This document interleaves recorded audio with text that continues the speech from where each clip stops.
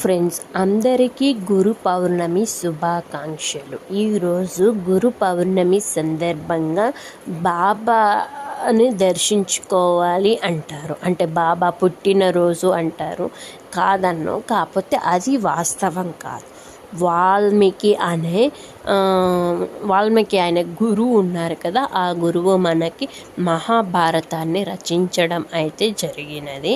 ఆ గురువు గారు అంటే ఆ గురువే కాదు, ప్రతి ఒక్క గురువు అంటే ప్రథమ గురువు అయిన అమ్మా నాన్నకి మరియు టీచర్స్కి, ఉపాధ్యాయులకి, ప్రతి ఒక్కరికి ఈరోజు గురు పౌర్ణమి. అంటే ఒక వ్యక్తిని మంచి మార్గంలో నడిపించే ప్రతి ఒక్కరికి గురువుగా భావించి గురు పౌర్ణమిగా జరుపుకోవటం జరుగుతూ ఉంటుంది. విద్యార్థికి గురువు అనేది చాలా ముఖ్యం. కాబట్టి ప్రతి ఒక్క